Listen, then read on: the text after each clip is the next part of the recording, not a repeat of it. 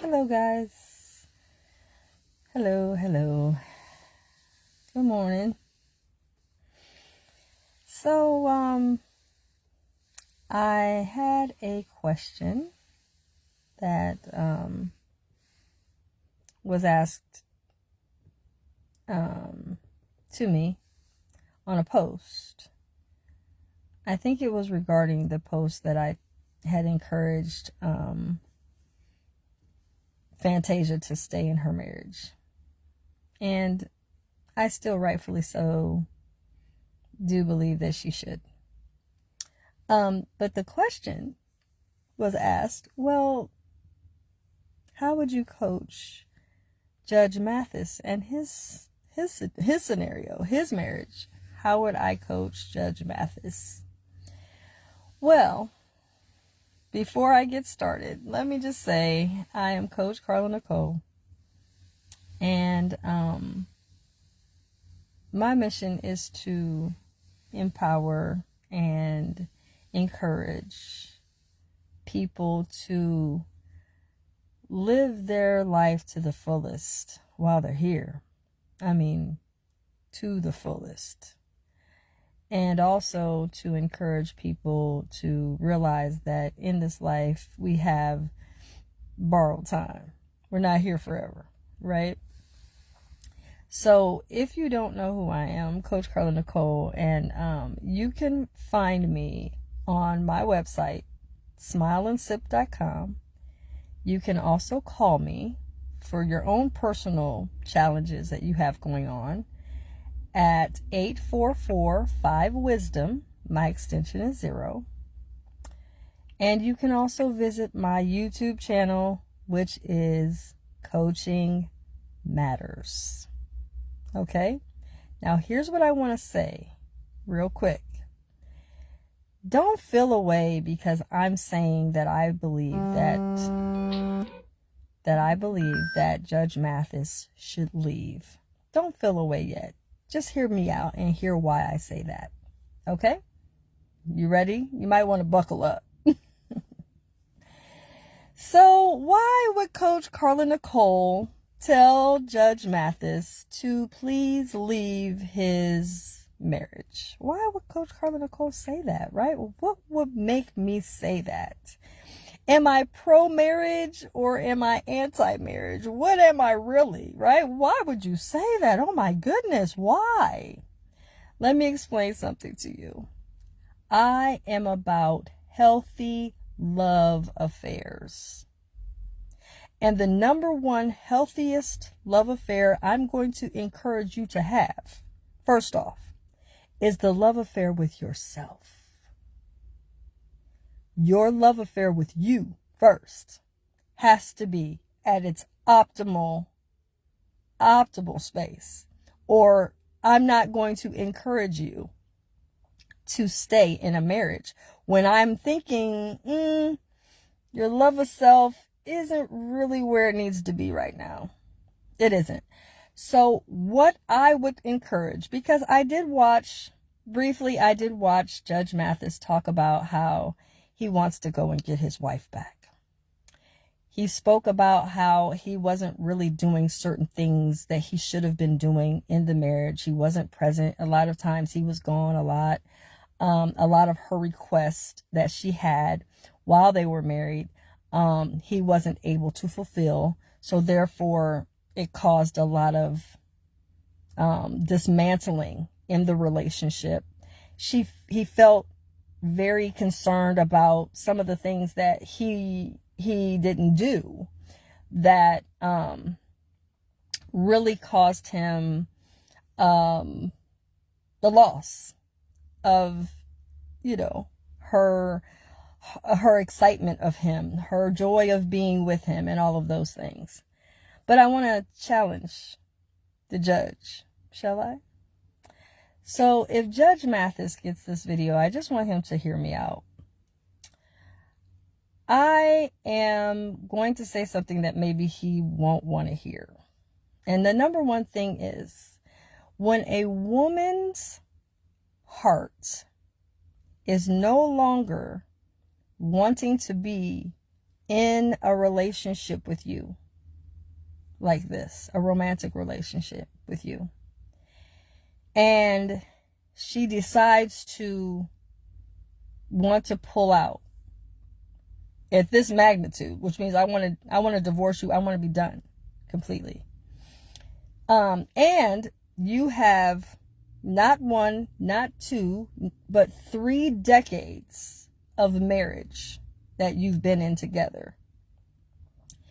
And she is now at the point and at the brink where she's like, I'm done. I'm done. I want you to pull out what you desire for you to have, because you spoke of you want to go and get your wife back. Yes, I get that part. However, you want to get her back, but my concern is wanting to get her back isn't necessarily healthy for the both of you anymore. And let me just say, in the society, we are we just get excited about how long someone has been married. We spend a lot of time on it's a beautiful thing and how great it is and it's amazing and all of these things. Oh my goodness, you've been married for X amount of years and that's wonderful, but is it? Because here's my thing. When you have had 3 decades in a relationship with someone, and now that person is asking to leave completely, she wants to sever the marital tie. She has a lot of history, shall we say, and examples of who you are to her. And she is saying to you in the request to divorce you that she is not seeing her future self being okay with that version of you to go on any longer. And so, with that said, my concern is if you white knuckle this relationship and you ask her to stay with you and she agrees, because at this point you've done this obviously many times after many decades of this. Say, for instance, you stronghold and ask her to stay with you and you do everything you think it's going to take to make her stay. And you do all of those things. And she agrees, because at this point, what does she have to lose but what she has now? And most of the time, people are not really okay with the unknown. People are terrified of the unknown. They don't know what's coming, but they're used to what they've dealt with for a long time. So it's easy to go ahead and get caught up in, okay, I'll just stay. You need to really sit down and pull yourself out of the marriage, because I see from what you said on that interview, what I saw is a man clawing to help restore it. And I don't think that that's healthy at this point. I believe that with your value and who you are as a man, and also I believe where you're at in your soul is a little self-love deficient right now. I think that you have taken on a lot through the years, and you have done a lot of things to try to make sure that certain things were in place for you and her to have a certain lifestyle and all of those things. And that's fine and well and good. However, when you do these things and you get in these relationships where you have done a lot for someone else for so long, you're talking about 3 decades. 39 years is a long time, but you've been in this for 3 decades. And a lot of times when you are doing something as such, you're sacrificing self. See, our self-love is being compromised here, I believe. I want to encourage you to consider allowing the divorce to happen.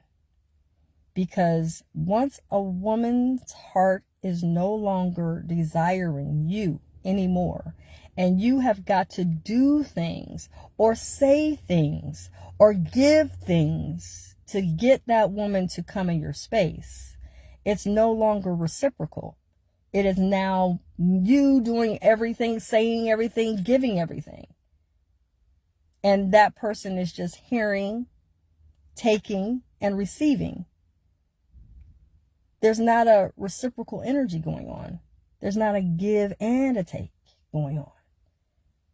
And when that's not present in any love affair, after a while, it becomes deceased, dead, done.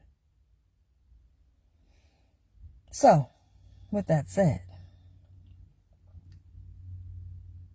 when you are my client, I would suggest to you, Judge, that don't do that. Don't stronghold and do everything in your power to gift and give and say and do all of these things to help her to see you. No. Once a woman's heart and sex and devotion and commitment is gone, it's gone. So doing, saying all of those things and gifting and taking her here and there, it doesn't matter. Because you're not getting anything in return. It's going to be a little lopsided. And you're going to be unfulfilled. You have to learn, and I think you're not in the minority. There's a lot of gentlemen that believe this way. That if I do everything I can get her back. Well, just because someone's physically there doesn't mean their heart is there. There's a lot of people married, but their heart isn't in it. They're in separate rooms. There's a lot of people that call themselves together, but it's just because of pattern, habit. It's not necessarily because that person wants to be there. So, let me just explain something to you, Judge. I have a line called Solo. Shine on loving oneself. No love affair should continue, even yours, in this state it's in. Because there's a lack here in your love of self. Because I see it. You're wanting to do, say, become the man you believe she wants you to be. And that's out of spiritual order. You want to be who you are. But you first must pull out of the marriage and then begin your journey in loving you. Period. Allow her to be. Let her go. Let her find what she's wanting to find and be in the life she's wanting to be in. But you have resorted to trying to claw and keep this, but unfortunately keeping it is not going to be restorative for you. It's not going to be healthy for you. You want to go ahead and let it go and release it. But anyone that knows anything about real, romantic, cultivated, wholesome love knows the number one thing is, no matter who you love, you shouldn't want that lover to love you more than they love themselves. Period. You should want that lover to have a very deep, intimate love for themselves. And in that, you will see that they will treat you at the utmost highest regard. Because those that love themselves treat you well. No woman will walk away from you if she was self-love efficient, this divorce wouldn't even be on the table. So, I say allow it. See, one of the greatest things and gifts in this life that I think we don't ever realize is when the old saying says, letting something go, and if it was yours, it'll return, and if it wasn't, it won't. That's true. It's very true. You don't have to force it. If they really, really, honestly want to be with you, there's no denying it. You don't have to lure them in. You don't have to do anything. If someone wants to be with you, they're going to be with you. Not based upon what you do, how much money you got, who you are, what you got going on. It's just going to be you and that person. That's what it is. Love of self comes first. Unfortunately, you've had a lot of decades and a lot of time, but that doesn't necessarily mean that it should have been this much time. When you stand before, the pastor at the wedding, or if you went to a judge and got married, or however you did it, you said, "Until death do you part." Well, it's not always a physical death. Sometimes it's a death of communication. Sometimes it's a death of intimacy. There's many deaths. It's not just physical death. But I'm just a coach out here. I want to restore people's souls and get them together. But I also don't want to see you continue on in this condition, because this condition is unhealthy. It's not functional. It's not good. And to be honest with you, it would serve you better to be apart, to get your name back, so that you can then see, oh, well, now that I have my name back, now I can think about what it takes to shine on loving oneself. What does this take? What does it take to get here? See, we all have a flame inside our spirit. All of us. We all have a flame. Solo. But it starts to dim when we don't make sure that we love on ourselves. We make sure we don't just settle for someone being in our space or being in our relationship because we really have to have them here. That's not healthy. If someone loves you, cares about you, and wants to be with you, you don't have to white knuckle them to be there. They're just there. They just are. And if they don't want to be, give them the room to leave. Give them the welcome mat. Because at the end of the day, you don't want someone that doesn't want you. And if you do, your self-love is really deficient. I'm just saying. Anybody that knows Judge Mathis, have him feel free to reach out to me. Yes, I said something that maybe might not be in the majority vote. Maybe people won't agree, but I think he should let this go. And he might not agree, but I think you should let it go. Because really, what's the life expectancy for black men out here? You got to look at that. What's your life expectancy? Do you want to stay somewhere that you're unwanted? If so, why? Think about it.